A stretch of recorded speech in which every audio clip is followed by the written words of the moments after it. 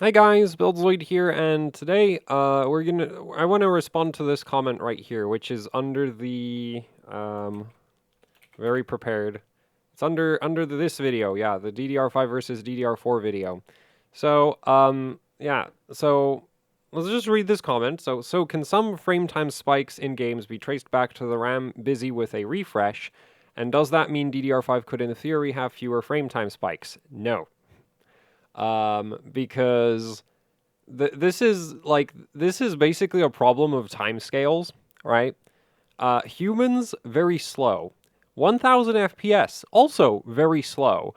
As far as the computer is concerned, 1000 FPS is really just kind of nothing, because that's 1 millisecond per frame, whereas your RAM basically works in the realm of nanoseconds and microseconds. And so here's the explanation for that. So this is obviously going to be like DDR4 or something. So we're going to say 3200 megabits per second. So this is a memory kit that runs at 1600 megahertz. It's CL16, and that means that for after you have a bank activated, it takes 10 nanoseconds to get a response to a read command. Now, a response to the read command, as in the data arrives at the memory controller, that doesn't mean the data arrives at the CPU cores. This is one of the things that frustrates me to no end when people are when people are like, oh, but like lower memory timings at low memory frequencies are good, and it's like, no, they're not, because your memory controller needs to like pass that data onto the cores at some point, and the memory controller being at a very low clock speed is counterproductive to that. Anyway, so we're not really here to talk about the cast latency, though. We're here to talk about the refresh functionality, so the refresh cycle and the refresh interval. So for this example here, I gave myself some pretty convenient numbers because they add up to 16,000, right? And we're talking about a 1600 megahertz memory kit. But our refresh cycle is going to be 600 cycles, which is a bit on the high side for a 3200 megabits per second memory kit. And the tREFI is 15,400, which is a little bit, also a little bit high, I think. I think at 3200 it should be like 12,000 or something like that. It doesn't really matter. I mostly pick these numbers for convenience. And if you're overclocking, if you have like Samsung BDI, your refresh cycle should be somewhere between 200 and 300, and your refresh interval should be somewhere between like 32,000 and potentially even 260,000 if you've got a 12th gen system. So yeah, this is relatively close to like stock refresh intervals and refresh cycle settings for DDR4, but it's not actually stock. I'm pretty sure. Well, I think there is probably a memory speed at which 15,400 is your refresh interval, but it's not 3200. Anyway, with this setup, we spend 375 nanoseconds on each refresh. So that is 0.0000375 seconds, right? There be many zeros there, and that's kind of the point of this whole video, is like there is a lot of zeros. So this right here, because here's like 1 millisecond, right, is 0.001. So this is like it's just like several orders of magnitude smaller. It's basically irrelevant. As a one-off event, it is basically irrelevant. The refresh interval at 15,400 cycles occurs every 9.625 microseconds. I've conveniently set this up that basically a full refresh procedure takes 10 microseconds is why I chose these numbers for our 3200 megabits per second memory kit here. So 10 microseconds is 0.0001 seconds. Again, I mean, it's a bit closer to that 0.001 frame time, but there's still a whole extra zero in between the two. And so basically what this means is during, like, if your game is running at 1000 FPS, during a single frame, you have 100 refreshes. Like, there is 100 refreshes that occur during a single frame. So any one refresh can't be responsible for any kind of stuttering, right? Like, it is literally impossible because there's 100 of them. Now, obviously, if you increase your refresh interval, right? Like if we go from 15,000 to like 30,000, well, instead of 100 refreshes, we're going to have something around 50 refreshes. But what does this actually do for us in terms of usable clock cycles, right? Because the whole problem with refresh cycle, with the memory getting refreshed is while the memory is being refreshed, at least on DDR4, DDR5 handles this slightly differently. But with DDR4, while the memory is refreshing, we can't read and we can't write, and we really just can't do anything. We have to wait for the memory to refresh, otherwise our data starts to disappear, and that is bad. We don't want all of our data randomly reverting to zeros, because yeah, that would obviously be bad. So, you know, like, so you have 100 refreshes occur during a single frame. Each of those refreshes, you know, uses 600 clock cycles to refresh the memory. And so this means during a single 1 millisecond frame, we spend 60,000 cycles just refreshing the memory, right? Because we do a refresh, we do 100 refreshes, each of them is 600 cycles, therefore 60,000 clock cycles get wasted on refreshing the memory. As in, these cycles aren't used for doing useful things like reading or writing. And in other words, that's 37.5 microseconds of refreshing. So in one way, you could look at it like, you know, if the refreshes were literally adding time to the frame rate, basically you would be adding, like, let's say if, hypothetically, imagine if we had a memory system that didn't need to refresh, okay? And then we replace that memory system with this DDR4 setup, which does have this 60,000 wasted clock cycles from refreshing. And in our no refresh system, we would get 1 millisecond frames. With this DDR4 system, we would be getting 1 millisecond 0.0375 millisecond frames, right? We'd be getting this, which that just like it's not really much of a difference. It is literal. So yeah, that's literally not much of a difference. It's no longer 1,000 FPS. But it's still way above like 500. Actually, we could calculate that. Let's pull up the calculator. So, actually, what we want to do is 1,000. Wait, no, I'm doing it backwards. How do you get from 1 divided by 0.00100375. There we go. Yeah, so instead of 1,000 FPS, you'd be getting 963 frames per second, assuming that 1,000 FPS requires no refreshing whatsoever, right? So if no refreshing whatsoever gets you 1,000 frames per second, then with this, you know, like relatively sensible refresh configuration, you'd be getting 963 frames per second. Not really much of a difference. I wouldn't classify that as stutter. It's just, yeah, I wouldn't classify that as stutter. And basically, like 3.75% of each 1 millisecond frame is spent refreshing. So basically, if you removed all of the refreshes, like the other way to look at this is if you didn't spend any time refreshing at all, you would increase your frame rate by 3.75%. Yeah. Not really much of a difference. And that's kind of the thing is like a lot of, like, there is no one memory timing that will drastically change your frame rate. Unless, of course, we were talking about something like, let's say, so maximum tRFC value on most modern system is somewhere between like, I think on Ryzen it's 999 and on Intel systems it's generally like 1024.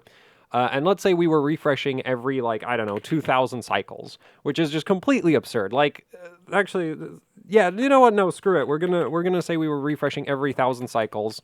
And our refresh interval was 1,000 cycles. So literally half of our clock cycles are being wasted. In this scenario, changing your refresh interval setting would have drastic performance impacts, because your RAM is literally spending half of the available clock cycles refreshing. But in a more realistic configuration, right, in the more realistic scenario, your RAM is only spending like 3.75% of its time being refreshed.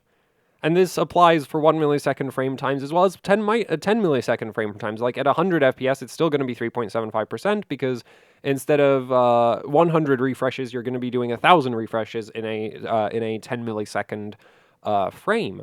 So that's kind of the thing, is like, so your RAM refreshing doesn't cause stutter. It can't. Like, unless you're like, it can't. It's like the amount of time spent refreshing and how often it is refreshed is so infrequent, and also actually it's so frequent that it happens like hundreds, if not thousands of times per frame, and therefore it's not, it's not the fault of any one refresh. No, the thing that generally causes stutter in most games is, like, I generally blame software for it, because usually what causes stutter is things like loading in assets, and other sort of like memory intensive processes that happen over, hundreds of thousands of clock cycles of memory, or potentially millions of clock cycles, right? Because let's say your memory is, so this is 3,200 megabits per second, and we're just going to pretend that this is a 100% efficient memory system, right? We're going to pretend this is a 100% efficient memory system, so every single megabit, we have it. We can use all of them. So we're on a dual channel setup, so we have a 128-bit wide memory controller. We multiply that by our 3,200 megabits per second, and we get that. We divide that by 8, and we end up with 51.2 gigabytes of data per second. So let's say there's like a 1 gigabyte texture file or something, or like a 1 gigabyte map transition, right? The game has like two zones, two areas, and you go from one area to the next, and the developer decided that they wanted like a seamless transition. They didn't want to give you a loading screen. And so suddenly your memory needs to shuffle in like a 1 gigabyte map file from somewhere. I don't know. I don't, I'm not a game developer, but let's say you just need to shuffle in like a gigabyte of data. Well, this is actually going to be a problem, right? Because 51... So we take our one gigabyte data file, and the fastest this could ever be done is 19 milliseconds. Or actually, wait, that's not 19 milliseconds. No, it is 19 milliseconds, yeah. So immediately, we've dropped our frame rate to like 50 FPS because our developer just decided, hey, we're going to move like 1 gigabyte of assets from somewhere to somewhere else, and well, at 51.2 gigabytes per second, that's just going to take forever. Like, there's nothing you can do about it. And obviously, this is where sort of your memory timings come in, because if you improve your memory timings, right, like, if this was a perfectly sequential 1 gigabyte like data transfer, that would be great. That would not take a lot of time. But obviously, the refresh interval would slow this down, because in a real-world memory system, we don't actually get to use all of our memory speed. Like, every clock cycle isn't going to be getting used to transfer 2 bits of data at a time. 600 clock cycles every 15,400 clock cycles are going to be used to make sure that the data actually stays as what it's supposed to be. So, like increasing your refresh interval is going to improve your memory bandwidth, but at best, it would be like it's going to be a couple percentage points more memory bandwidth. And then we get into all of the other memory timings that you have, like the read-to-read delays and the activate timings, and that's kind of most of it. Those are sort of the most important timings for raw memory bandwidth. And if those are really loose, then yeah, you're not going to be getting anywhere near that 51.2 gigabytes per second theoretical throughput. And then that 1 gigabyte, asset transfer is going to go from taking, say, 20 milliseconds to 22 milliseconds, or 30 milliseconds. Like, I really, like, I don't know. Like, it would take a lot of math to calculate exactly with what timing configuration it would take how long, and then it also sort of depends on how scattered the data is throughout the memory. Because if it was 1 gigabyte, if it was literally a block of 1 gigabyte that you just need to copy from one place to another, that would actually go very quickly, even with relatively terrible memory timings, because that's basically what the IDA memory bandwidth benchmark does. And I hate the IDA memory bandwidth benchmark because it doesn't reflect real-world performance at all.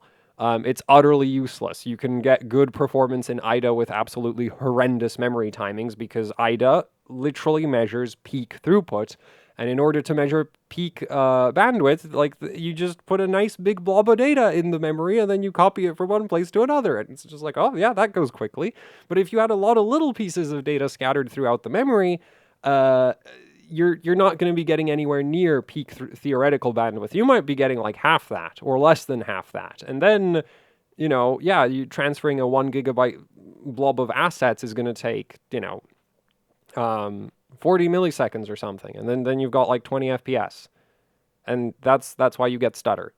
Stutter is generally caused by the software trying to do something that's just takes forever. Right? Like if it wasn't trying to do something that takes forever, you wouldn't notice it. Right? Like stutter doesn't happen in like super basic ancient games that run at like thousands of frames per second these days because there's never going to be like that game is never going to try to do something that just takes forever to do.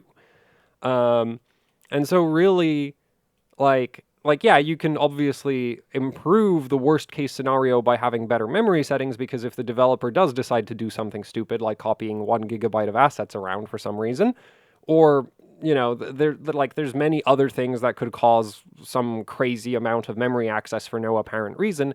Yeah, having better memory performance is going to help with that because you're going to be able to process all of those queued up memory transactions a lot quicker if your memory is just faster in general. But the refresh interval in and of itself, on its own, is really not going to do anything except make your IDA benchmarks look good. Because IDA is a shit benchmark.